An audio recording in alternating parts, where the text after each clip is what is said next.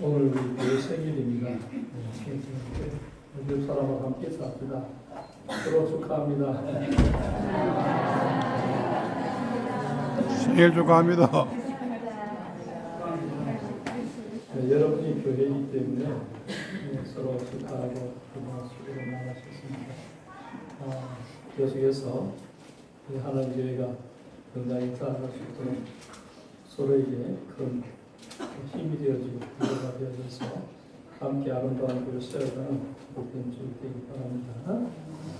이제 다 같이 우리 마음을 모아서 살아계신 하나님 앞에 신령과 진리로 예배를 드리겠습니다.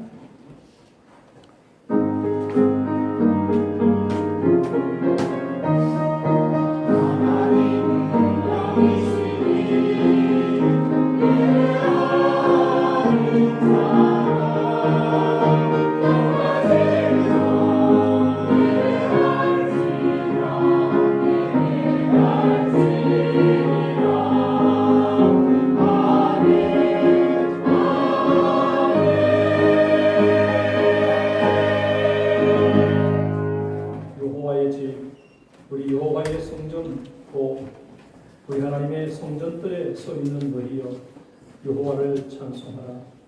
여호와는 선하시며 그의 이름이 아름다우니 그 이름을 찬양하라. 여호와께서 자기를 위하여 야곱 곧 이스라엘을 자기의 특별한 소유로 택하셨음이로다. 우리의 참된 소망이 되시는 하나님 아버지, 이 땅에 주님의 피로 값주고 사신 교회를 세워주시고 신실한 주의 종들을 보내시어 생명의 복음을 들려주시고 충성된 주님의 분들이 계속해서 일어나게 하시어 지금까지 하나님 나라를 건설한 뒤에 주님의 손에 붙들려 사용되게 하신 하나님께 감사와 영광을 돌립니다. 오늘 교회설의 88주년을 맞이해서 시간 주님 앞에 온 성도들이 진심으로 감사하며 모든 영광을 성삼위 하나님께 올려드리길 원합니다. 모든 영광 주님 받으시옵소서. 예배 시간 성령으로 충만케 하여 주셔서 우리 성도들 모두 하나님의 영광을 보게 하여 주옵소서. 예수님의 이름으로 기도하옵나이다. 아멘. 다 같이 일어나셔서 찬송가 35장을 하겠습니다. Oh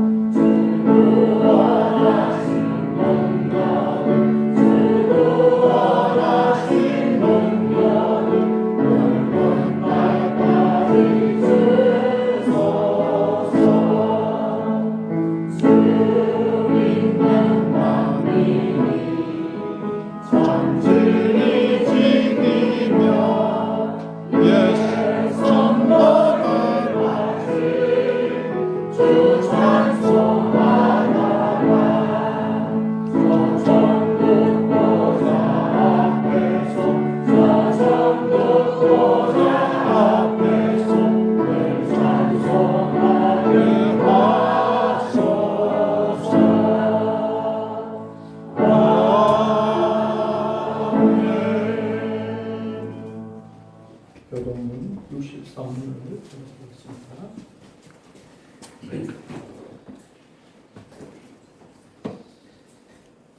왕이신 나의 하나님이여, 내가 주를 높이고 영원히 주의 이름을 송축하리이다.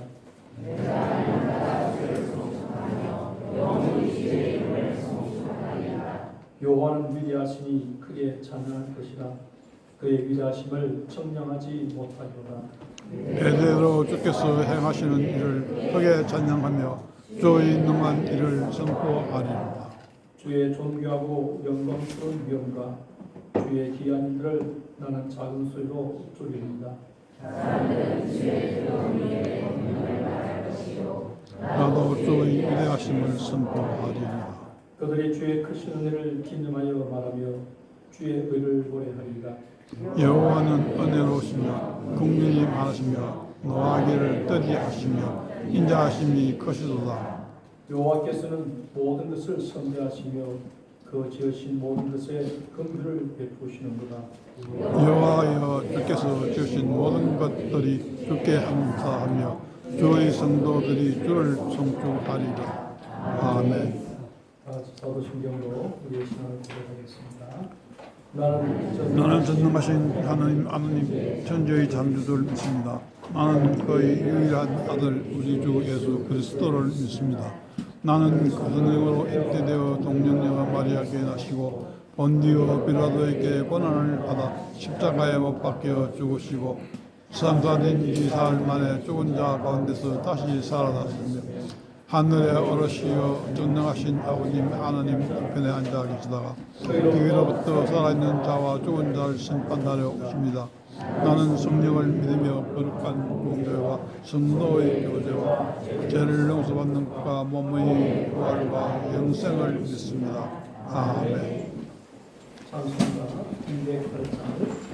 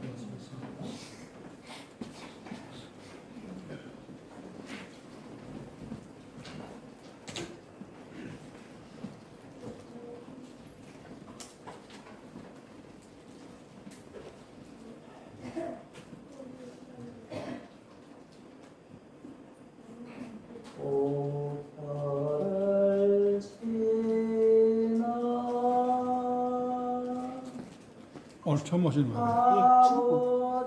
그 뭐야?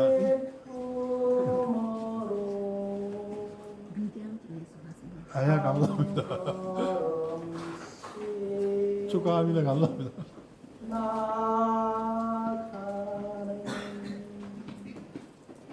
송기한 주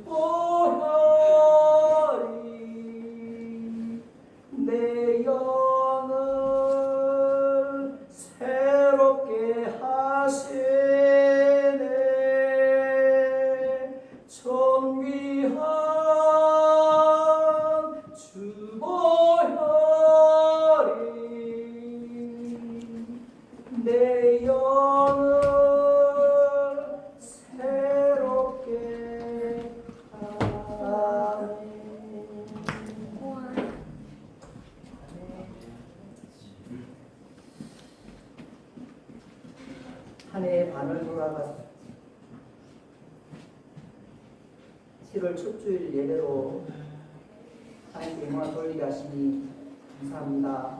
지난 6개월을 돌아볼 때 모든 것이 하나님의 은혜였음을 고백합니다. 개인적으로 또 가정적으로 어려움이 있었지만 그때마다 주의 도우심으로 우리를 건져내 주셨음을 고백합니다. 이제 장마가 시작되는가 봅니다.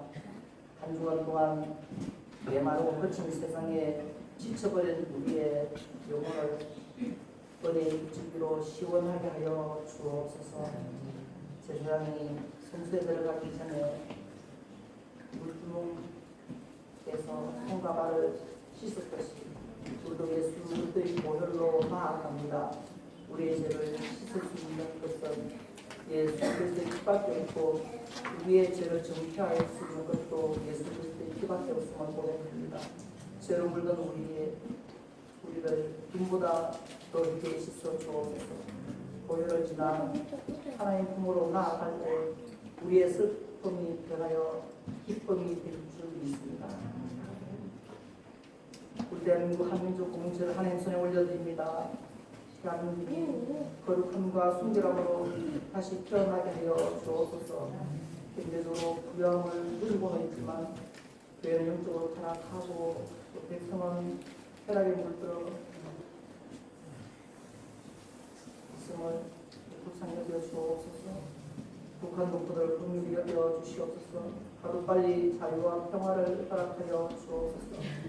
하나님 아버지, 오늘 오후에는 교회 설립 88주년 국민 초청 전도집회를 우리 신성현 목사님을 모시고 행사를 하십니다. 많은 이웃 동리의 어르신들을 모시고 말씀을 들을 때에 하나님의 성령이 함께하사 말씀에 아멘하게 하시고 예수님을 믿으며 교회로 나오는 역사가 있게 하여 주옵소서. 행사에 또 만든 일기도 허락하여 주시옵소서. 수고하는 손길도 기억하여 주옵소서. 또 이번 주에는 전국 장로부부 합의 수련회도 있습니다. 참석하는 모든 장로님들 우리의 시간만 되게 하여 주옵소서. 우리 교회를 위하여 기도합니다. 복음을 민족과 열방에 전하는 공동체가 되게 하여 주옵소서. 성도들의 마음속에 한 영혼을 사랑하는 뜨거운 열정도 주시옵소서. 복음과 사랑의 빚진 자로서 남은 삶을 전도와 선교에 헌신하게 하여 주시옵소서. 오늘도 부모께들 떠나서 학업으로 직장으로 또 군문으로 또 교회에서 공부하는 많이 오늘 보게 되어서 참 좋습니다. 여러 형편으로 섬기는 주의 자녀들을 기억하여 주옵소서. 온 성도들이 신령과 진리로 예배할 때 말씀과 찬양 중에 거하시는 주님을 경험하게 하여 주시옵소서. 하나님을 인격적으로 만나는 살아있는 예배가 되게 하여 주시옵소서. 오늘도 말씀의 은혜를 기대합니다. 목사님을 말씀과 성령으로 충만케 하여 주옵소서. 찬양을 영광을 돌리는 성도의 찬양을 받아 주시옵소서. 예배 성령 모든 자들에게 은혜 하여 주옵소서. 우리의 소망이 되시는 예수님의 이름으로 기도합니다. 아멘.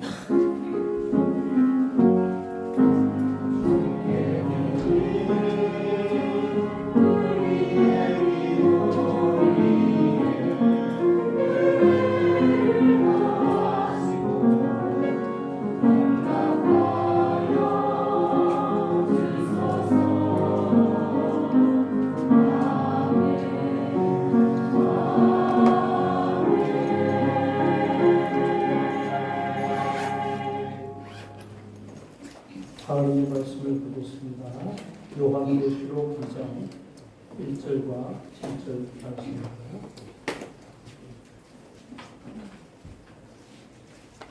성경 400페이지에 있습니다.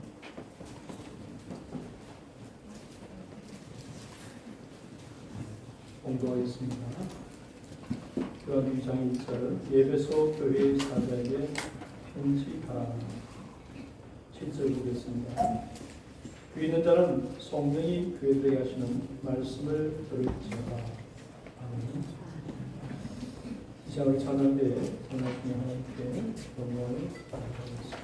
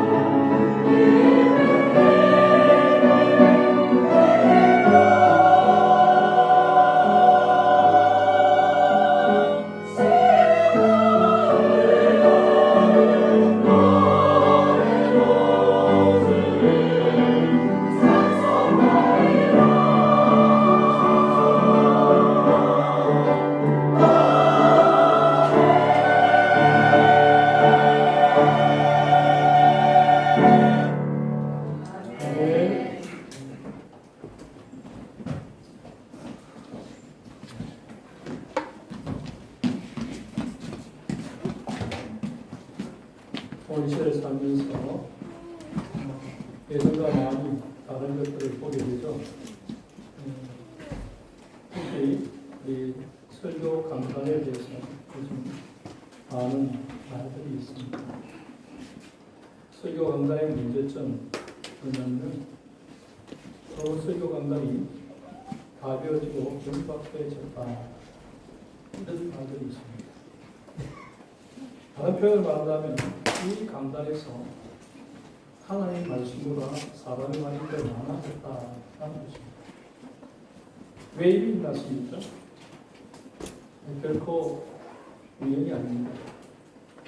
이 강단의 변질은 설교 자체의 변질과 타락에서 비롯된 결과입니다. 하루아침에 일어난 일이 아니라 오랜 시간에 걸쳐서 진행되어 온 일인 것입니다.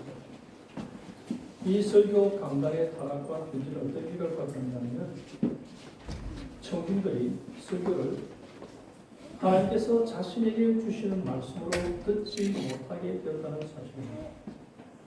여러분 설교 강단에서 나오는 설교를 하나님의 음성으로 듣지 못하면 그 설교는 능력을 상실하고 마는 것입니다.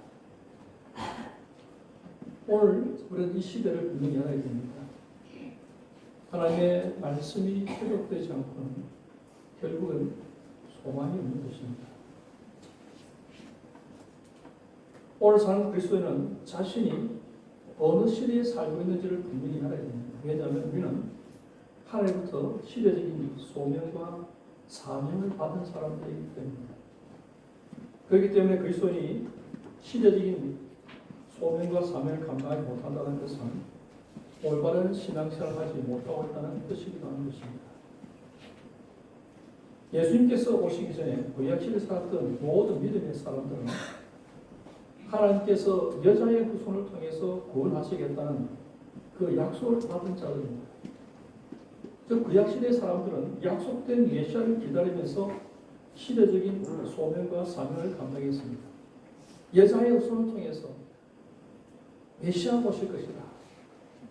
그래서 각 가정마다 하나님의 백성들은 지금 우리 자녀를 통해서 여자의 후손을 통해서 메시아가 올지 모른다는 기대가 왔습니다. 그래서 자녀를 낳는다는 것이 얼마나 소중했습니까? 그런데 구약시대 때 메시아를 의식하지 않고 기다리지 않는 사람들은 다른 말로 표현하면 시대를 분별하지 못하는 것입니다. 자, 신약시대에 시간이 흘러서 이제 하나님의 약속대로 아들을 하나님께서 역사 속에 보내셨을 때 그 아들을 알아보지 못하고 영접하지 않는 사람들은 결국 시대적인 소명과 삶을 감당하지 못하면서 하나님을 대적하는 자들이 되고 있습니다. 하나님의 아들이 인간의 몸을 입고 이 땅에 오셨을 때 그분을 알아보고 인정하고 영접하는 것이 가장 중요한 일입니다. 신약시대 예수님께서 오셨습니다.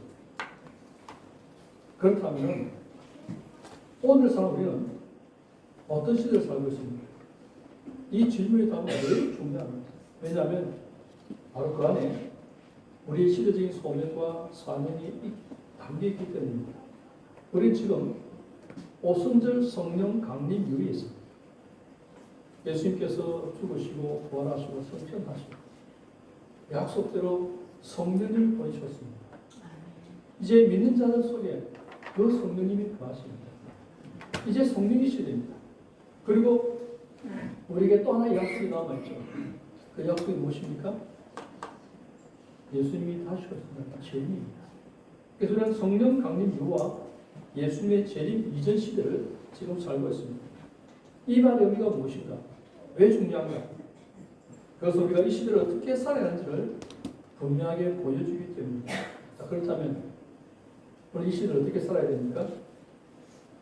한 문장으로 딱 말하면 내 안에 계신 성령님을 인정하고 성령님을 의식하고 동행하며 성령님과 교제하며 성령님의 가르침과 인도하심을 따라서 예수님의 재림을 사모하며 사는 삶입니다. 핵심 키워드는 뭡니까? 내 안에 계신 성령님, 그리고 다시 오실 예수님.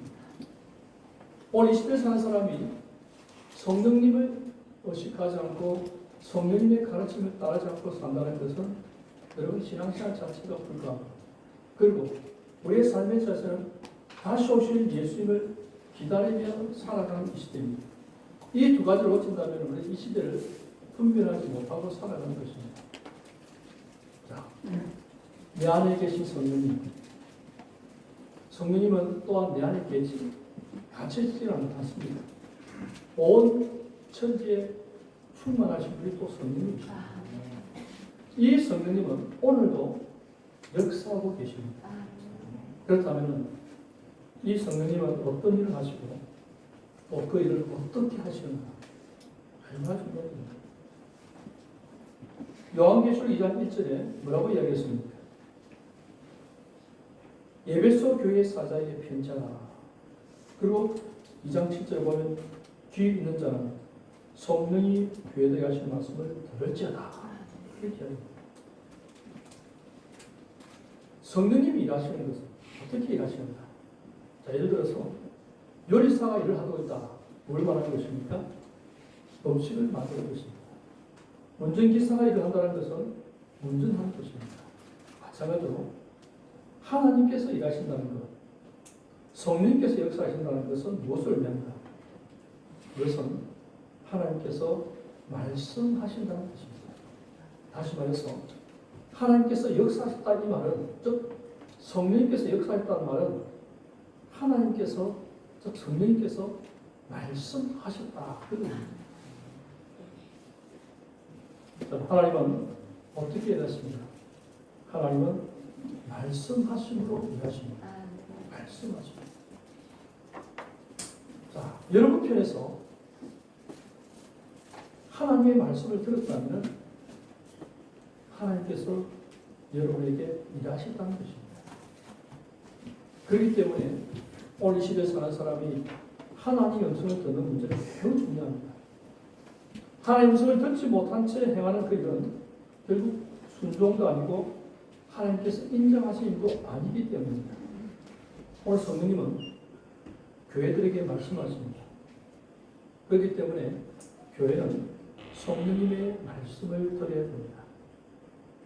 자, 성령님께서 교회들에게 하시는 말씀을 들으려면 반드시 필요한 것이 있는데 그것은 그 말씀을 들을 수 있는 귀라는 것입니다.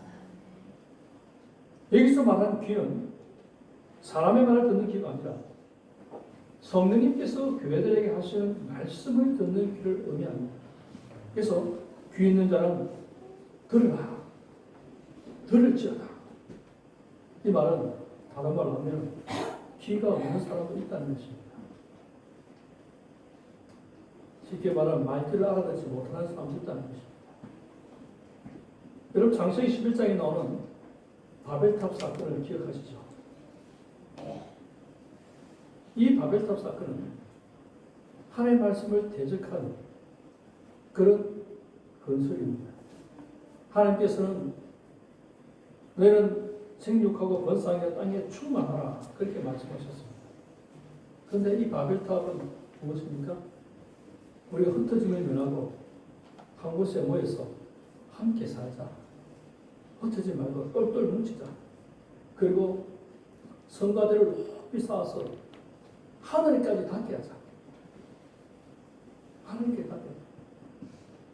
결국 이 바벨탑 사건이 보여주는 것은 인간의 악함입니다. 인간의 교만입니다. 그래서 하나님께서 그들을 심판하시는데 어떻게 심판하십니까? 언어를 혼잡케 하십니다.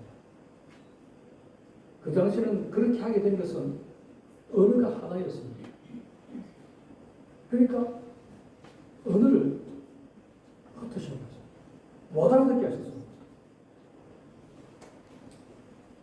이 사건을 통해서 그들이 하고자 하는 모든 공작이 무너집니다. 소통이 안 되니까. 자, 위에서 야, 벽도 올려도 안 하니까 물이 갖다 주고 말이 안 됩니다. 의사소통이 안 되니까 결국은 바벨탑이 무너질 수밖에 없는 것입니다. 이 바벨탑 사건을 통해서 뭘 배웠냐면 인간의 악함, 그리고 동시에 이 소통이 얼마나 중요하다는 걸 보여줍니다. 하나님께서는 서로의 말을 알아듣지 못하게 하심을 통해서 징계하셨습니다. 그리고 그들의 계획이 이루어지지 못하게 하셨습니다. 마찬가지입니다. 교회가 성령님의 음성을 듣지 못하는 것은 하나님의 큰 징계 가운데 하나라는 사실을 알아야 합니다. 여러분 개인적으로도 하나님의 심판이 임한다는 것은 무엇을 말하냐면 하나님의 말씀이 되지 않은 것입니다. 그 한 나라를 심판할 때는 그 나라에 하나님의 말씀을 들을 수 있는 선지자가 없어지는 거죠. 하나님의 말씀을 들을 수 있는 의인과 지혜자가 없어지는 것입니다. 이게 그 나라에 대한 심판입니다. 그렇다면 성령님은 그를 어떻게 하십니까? 에베소서 1장 1절 말씀 다 같이 한번 봅시다. 시작. 하나님의 뜻으로 그리스도 예수의 사업된 바울은 에베소에 있는 성도들과 그리스도 예수 안에 있는 신자들에게 자, 여기 보면 성령님은 에베소에게 말씀하셨습니다. 그런데 하나님은 그 일을 어떻게 하셨습니까? 어떻게 이루셨습니까? 성경은 바울을 통해서 그 일을 하셨다고 증언합니다. 그래서 에베소의 저자가 바울이라는 그 말은 옳으면서도 동시에 성령님이라는 의미에서 한계가 있는 겁니다. 즉 에베소의 저자가 누군가? 인간적으로 보면 사도 바울이지만 좀 더 근본적으로 보면 바로 성령 하나님입니다. 똑같은 말입니다. 두 가지 말을 다 틀립니다. 바울이 저자인 것도 맞고 성령님이 저자인 것도 맞는 것입니다. 즉 성령님께서는 바울을 통해서 에베소 교회에 말씀하셨습니다. 그러면 성령님께서 어떻게 하십니까? 오늘도 설교자를 통해서 교회에 말씀하십니다. 이 사실은 설교자와 설교자는 청중 모두가 반드시 기억해야 될 진리입니다. 그런데 우리의 문제가 뭐냐면 설교자에게도 청중에게도 이 개념이 실제적이지 못하고 피상되며 추상되었다는 것입니다. 자, 그 결과 말씀은 못 읽게 됩니다. 무슨 말입니까? 다시 한 번 더 설명 보겠습니다. 데살로니가서 2장 13절. 다 같이 한번 봅시다. 시작. 이러므로 우리가 하나님께 끊임없이 감사합니다. 너희가 우리에게 들은 것 하나님의 말씀을 받을 사람의 말과 같지 아니하고 하나님의 말씀으로 받은 진실로 그러하노라. 이 말씀이 또한 그 믿는 자 가운데서 역사합니다. 자, 여기 자세히 보면은 위 말씀에 등장하는 우리가 하나님께 감사하며 우리는 누구며 또 이 말씀이 또한 너희 믿는 자 가운데 너희는 누구를 가리킨다. 여기서 말하는 우리는 바울을 포함한 사람으로서 오늘날은 설교자입니다. 하나님의 말씀을 전하는 자입니다. 자, 이 말씀이 너희 믿는 자 가운데 역사한다. 이 너희는 설교를 듣는 친구들을 말합니다. 즉 데살로니가 교회를 의미하는 거죠. 여기 보면 그런데 사도 바울이 감사한 게 뭐냐면 우리에게 들은 바, 그 다음에 하나님의 말씀을 받을 때 이렇게 봅니다. 바울은 설교 듣는 일을 뭐라고 했냐면 하나님의 말씀을 받는 것이다. 하나님의 말씀을 받는 것이다. 자, 하나님의 말씀을 듣는 것과 받는 것이 같은 의미를 가진다는 그 표현입니다. 자, 그리고 이 말씀 속에서 사도 바울이 끊임없이 감사한 게 뭐냐? 이 설교자의 감사입니다. 말씀을 전한 자가 늘 감사하는 것은 자신의 설교를 사람의 말로 받지 않고 하나님의 말씀을 듣고 받아들인 것에 대해서 끊임없이 감사했습니다. 이 감사 속에는 또 설교자와 청중이 함께 빠질 수 있는 영적인 함정이 무엇인지 또 무엇이 가장 가치 있는 일인지를 잘 보여주고 있습니다.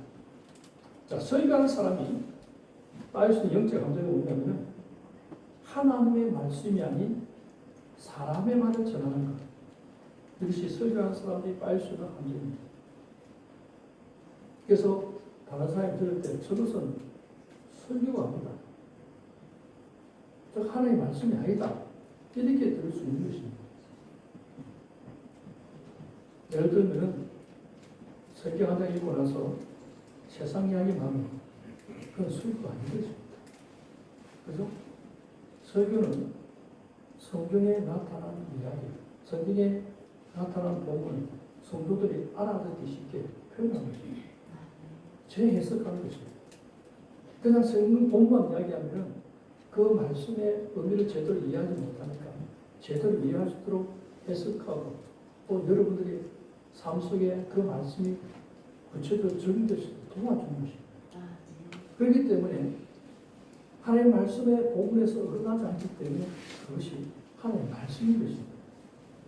그런데 성경 본문을 이해하고 다른 이야기를 하면 그건 설교가 아니죠.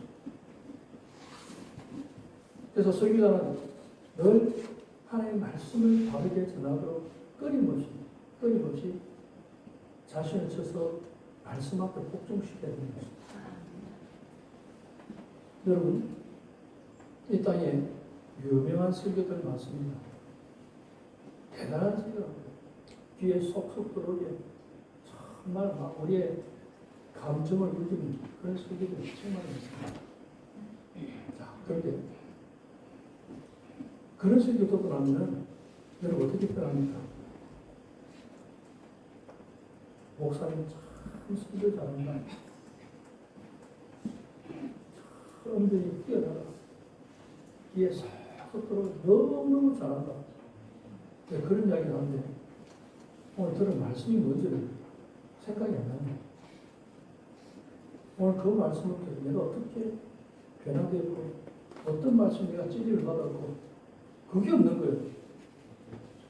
그럼 설교 들은 사람도 잘못이고 설교한 사람도 잘못입니다. 설교를 너무 잘하는 사람들의 고민이 뭐냐면 사람들이 하나님의 말씀 안 듣고 자기 말만 들을까 싶어서 그게 겁납니다.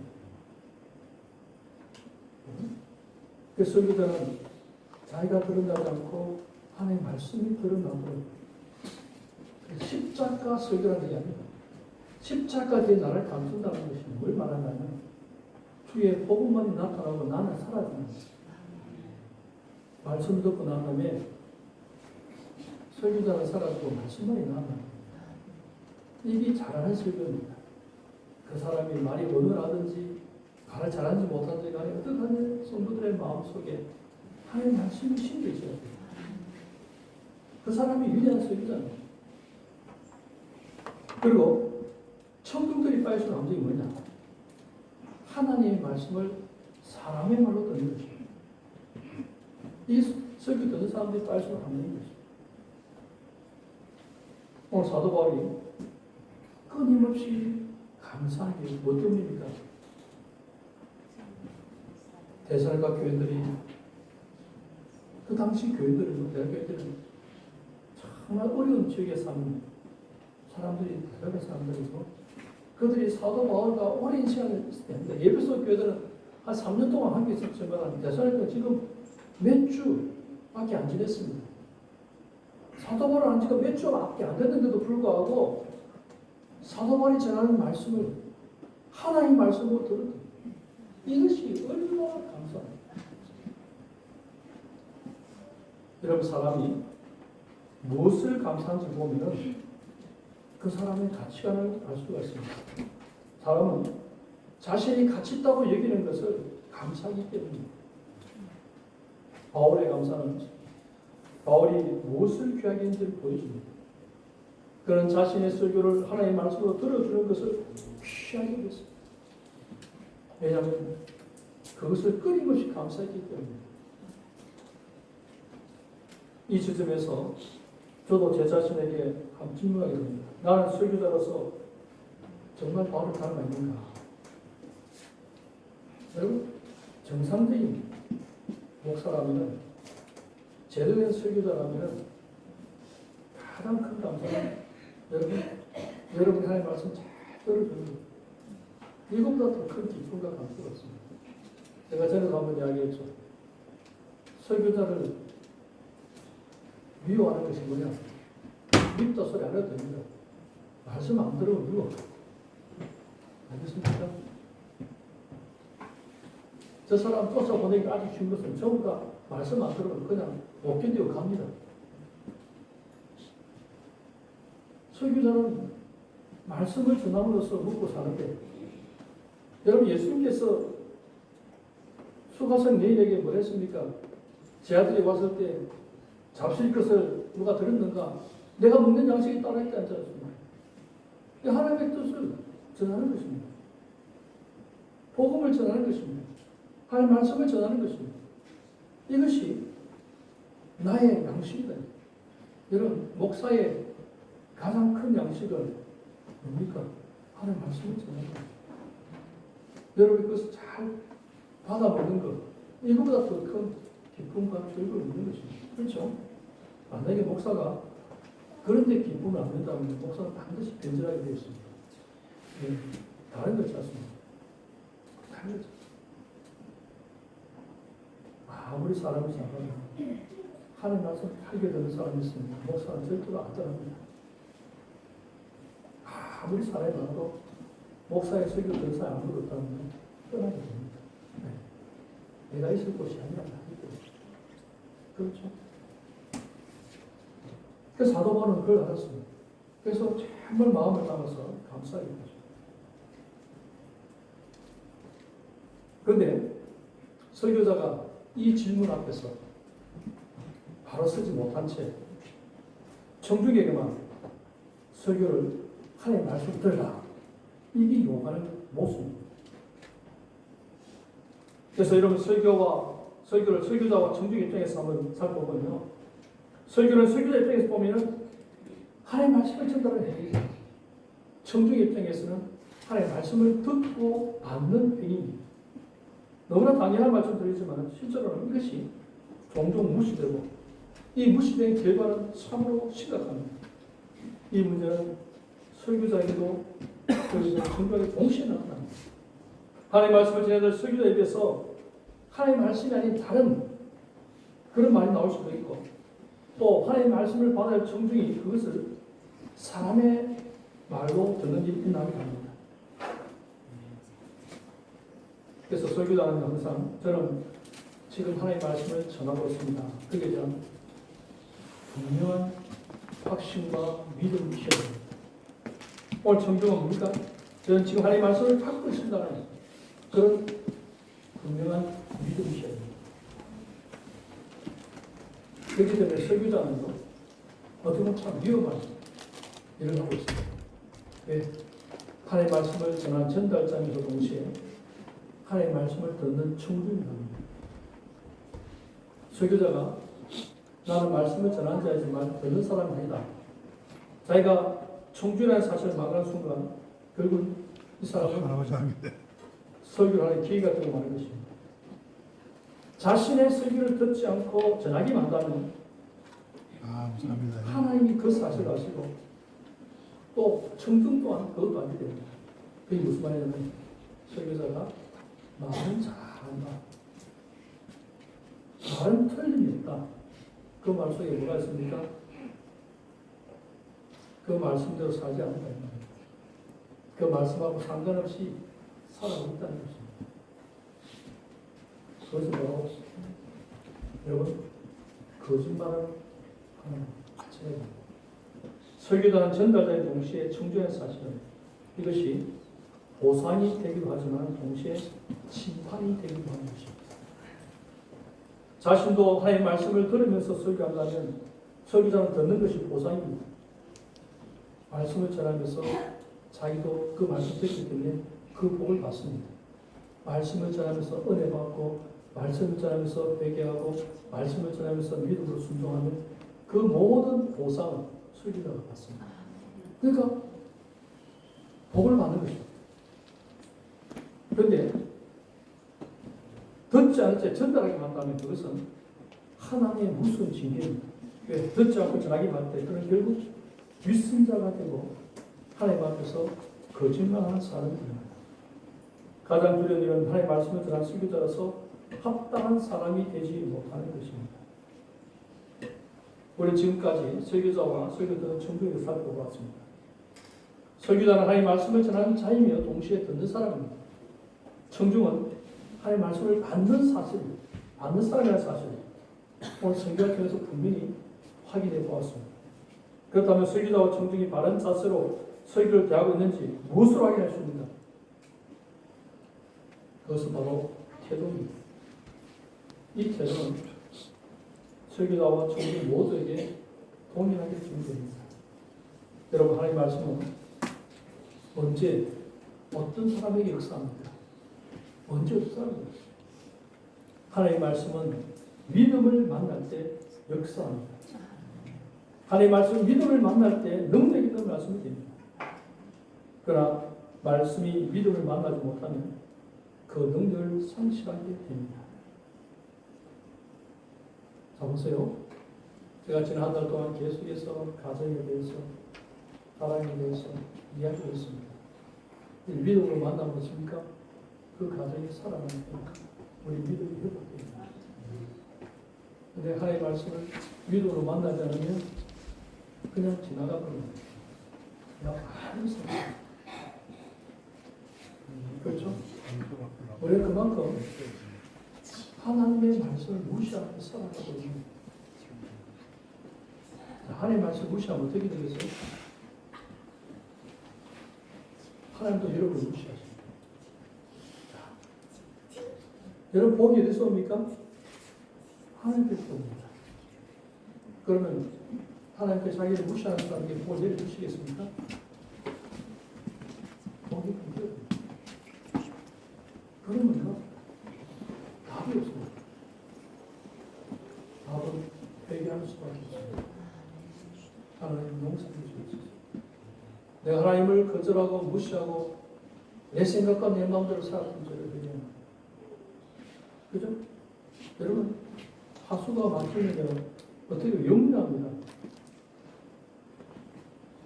홍수가 나서 물이 범람할 때 하수가 막 역류하잖아요. 온갖 더럽고 냄새가 막 올라옵니다. 그렇죠? 하나님과의 그 통로가 막혀버리면 우리 속에는 뭐가 나타날까? 죄성이 그냥 역류해서 올라와서 그 사람이 악하고 사납고 그 죄인의 보석 때문에 세상에 온갖 갈등과 싸움과 전쟁이 나는 것입니다. 그렇죠? 여러분, 그렇다면 말씀이 만날 믿음이 어떤 믿음입니까? 다시 말해 설교가 만나야 할 믿음의 내용이 뭔가? 간단합니다. 질병을 가진 사람이 하나님께 나아가 치유를 받기 위해서는 어떤 믿음이 있습니까? 하나님은 내 병을 고칠 능력 있는 분이라는 그런 믿음이 필요합니다. 이것이 바로 병 고침의 믿음 아니겠습니까? 우리는 어떤 영역에서든지 그에 맞는 믿음이시야 바로 그 하나님 말씀이 역사하는 것입니다. 마찬가지로 설교자와 청중이 가져야 할 태도와 믿음이 더 분명합니다. 아까도 얘기했지만 내가 전하는 말씀이 하나님의 말씀입니다. 여러분 믿으십니다. 한때 이런 말이 많았죠. 심지어는 제자들을 가르쳤던 오카라 목사님 정말 능력 있는 분 아니겠습니까? 현수들을 깨어나는 제자를 시키면서 이 말을 공격했습니다. 설교한다고 사람이 바뀐다. 그런 표현이 있었어요. 왜 그럴까요? 그렇게 능력 있는 설교를 하고 엄청난 설교인데도 불구하고 사람들이 잘 안 바뀌더라는 것입니다. 결국 그 아이디어가 뭡니까? 제자가 되고 제자가 되고 하나님의 말씀에 절대 복종하는 그런 제자가 되어져야 변함이 난다. 그렇죠?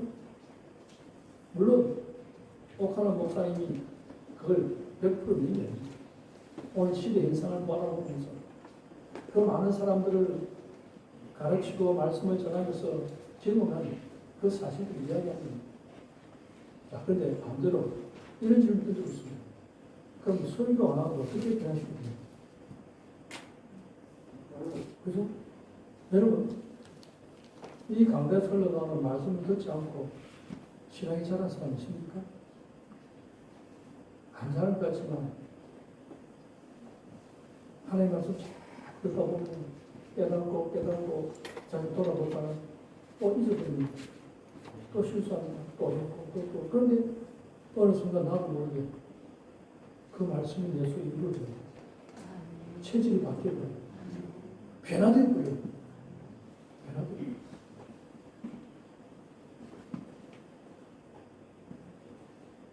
그래서 저는 하나님의 말씀을 전하는 사람을 하나님께서 불러주셨다는 그 사실에 얼마나 감사합니다.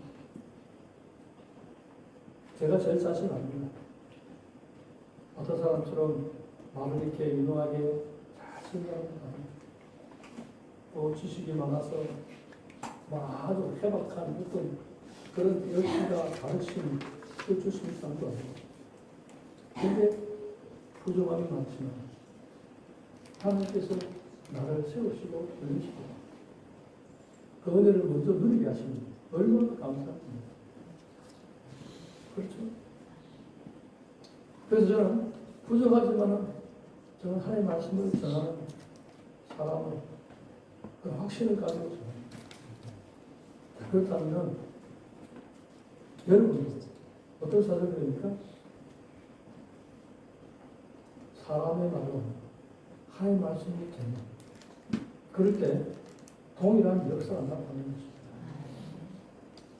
하나님께서는 내가 전한 이 말씀이 하나님의 말씀을 분명 확신을 가진 사람을 들어서 사용하십니다. 이런 설교를 들어서 사용하십니다. 또 이렇게 말씀을 듣는 사람을 주님은 찾고 계십니다. 이런 사람에게 하나님께서 능력과 은사와 복을 주셔서 하나님의 파트너로 사용하시는 것입니다. 오늘 말씀 듣겠습니다. 오늘 우리 시대적인 사명 소멸가 있습니다. 여러분, 이 물건도 존재하는 이유와 목적이 있습니다. 그렇다면 천하보다 귀한 이 생명, 저희들을 예수 믿고 구원하게 하셨다면 우리는 분명히 우리가 살아가는 이유와 목적이 뜻이 있습니다. 특별히 이 땅을 살아가는 이 시대 사명, 소명 분명히 있습니다. 그래서 성령 감림 이후에 예수님의 재림을 기다리며 살아가는 시대입니다. 오늘 시대는 성령님의 시대입니다. 그보다 모든 일들에 가장 먼저 어떻게 해야 됩니까? 성령님께 기도하고 인도를 받는 겁니다. 성령 인도를 받아요. 내 생각대로 내 기분대로. 그럼 성령님 어떻게 하십니까? 어떻게 하십니까? 교회들에게 말씀하십니다. 말씀하십니다. 그래서 우리는 성령께서 하시는 말씀을 들어야 됩니다. 말씀들에 반드시 필요한 것이 들을 수 있는 귀가 있어야 됩니다. 여러분 오늘 우리도 동미초등 전도집회를 앞두고 어떤 기도를 많이 했습니까? 하나님 오늘 오후에 나오는 모든 사람들에게 들을 귀를 달라. 그 말씀이 들려지게 해달라. 여러분 하나님 말씀이 말씀으로 들려지면 그때 여러분 역사가 나타나는 것입니다. 오늘도 하나님께서는 각 교회를 세우시고 교회를 통해서 말씀하십니다. 어떻게 말씀합니까? 당신이 세우신 말씀의 종을 통해서 하나님의 말씀을 전하게 하셔서 그 말씀을 듣는 또 하나님의 말씀을 듣는 청중을 통해서 하나님께서 일을 하시는 것입니다. 사도 바울이 감사했던 것은 끊임없이 하나님의 말씀을 듣는 그 때문에 감사했던 것입니다. 사도들이 얼마나 많은 설교를 했습니다. 가는 곳마다 하나님의 말씀을 들었지만 많은 사람들이 오늘 사도 바울을 비방하고 핍박하고 때리고 그리고 비난하고 욕하는 것이 얼마나 많습니다. 그런데 데살로니가 교회들은 그 짧은 기간에 보내 하나님의 말씀 하나님의 말씀 듣는 얼마나 감사했습니다. 이걸 오늘 성경에 기록해 놓았어요. 오늘 우리들 이와 같은 믿음을 갖게 만드시는 것입니다. 오늘 교회가 설립기념주일입니다. 여러분, 지금까지 이 오산교회 거쳐갔던 많은 주의 종들이 그리고 많은 믿음의 사람들이 있을 것입니다. 이들 어떻게 해서 하나님과 동력하고 큰 일 이루셨습니까? 하나님의 말씀 들은 이 사람들을 통해서 하나님께서 하나님의 교회를 세워주셨습니다. 계속해서 우리 자손들에게 물릴 수 있는 가장 큰 유산이 뭡니까? 하나님의 말씀으로 듣는 총중이 되어지고 또 이들 가운데 또 신실한 하나님의 사람들이 세워나서 계속해서 이 복음이 흘러가는 이런 역사들이 끊이지 않는 이런 교회가 될 수 있도록 함께 기도하면서 함께 나아가는 부분이 되기를 바랍니다. 다 같이 한번 동서로 기도하겠습니다. 우리 자신을 돌아보는 하나님 말씀 듣지 못한 것들은 하나님 이 시간 회개합니다. 이제 하나님 말씀 들을 수 있는 열린 귀를 주시고 또한 이 믿음으로 반응할 수 있는 우리 모두가 되게 주옵소서. 한번 동서로 기도하겠습니다. 기도하겠습니다. 오늘 감사합니다. 하나님께서 하나님의 말씀으로 우리를 찾아주시고 깨달으시고 그 말씀을 받을 수 있는 인간의 마음을 아버지의 복지를 아버지의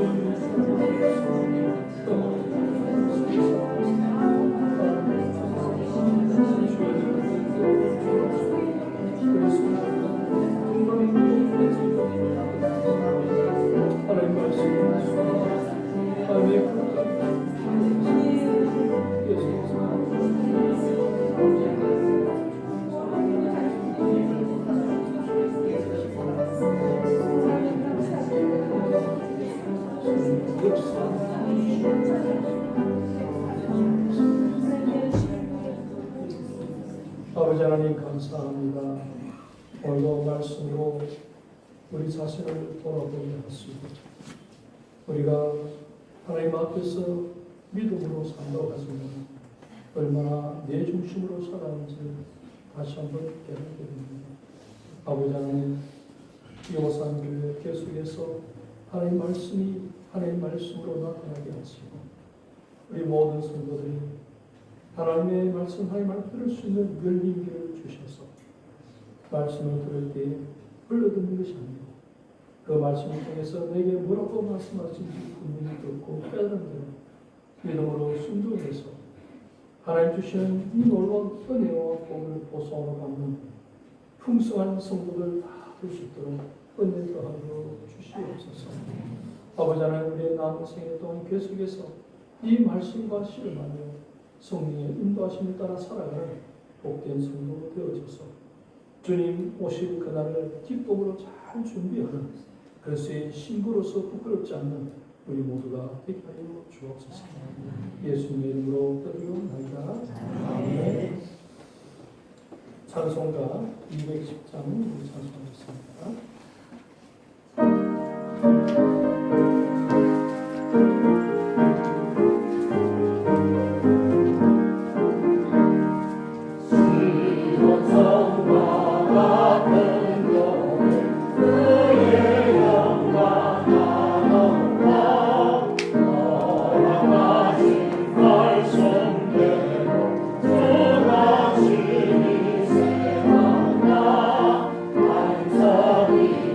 세운 것, 몸들 다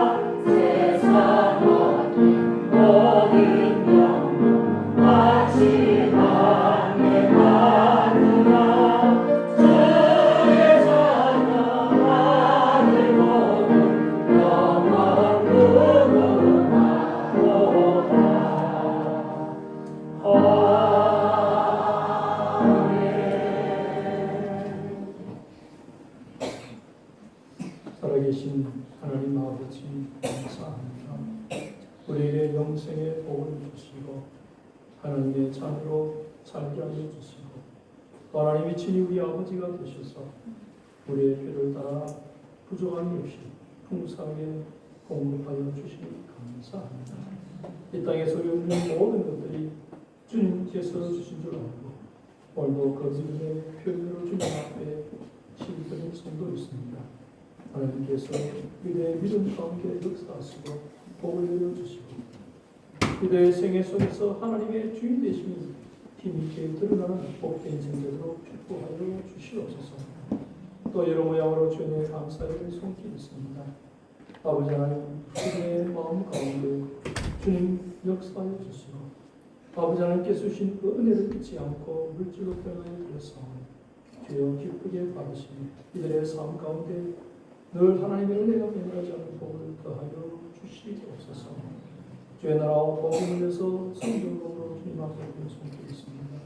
하나님 주신 이 복음의 사명 앞에 헌신하여 드렸사오니 주님 기쁘게 받으시니 이 물질을 전 곳에 하나님의 나라가 임하고 주님의 교회가 왕성해진 데 아름답게 쓰임받도록 역사하여 주시옵소서. 아버지 하나님 구제한 건물 주님 앞에 드려 손길있습니다. 받은 사랑은 또한 흘려보내는 아버지 하나님 이 물질을 통해서 놀라운 하나님의 축복의 통로가 되어서 하나님의 사랑이 꼽히는 아름다운 역사가 있게 하여 주시옵소서. 정서 다른 아이들은 주일금에도 하나님께서 크신 은혜를 베풀어 주시고 아버지들의 삶 가운데로 늘 하나님의 은혜가 넘치게 하여 주시옵소서. 우리는 예물과 신을 통해서 아버지 영광 받으시며 이 모든 것들이 합력해서 하나님의 선한 뜻을 이루는 데 사용되도록 성령께서 간섭하여 주옵소서. 예수님의 이름으로 드리옵나이다. 아멘. 다 같이 일어나셔서 입장.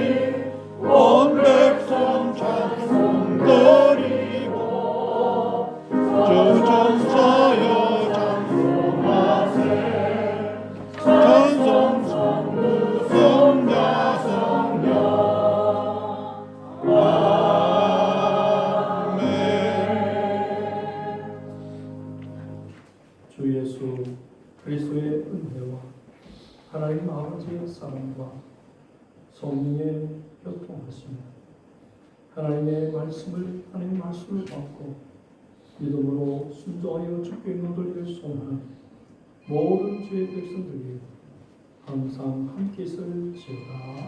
아멘.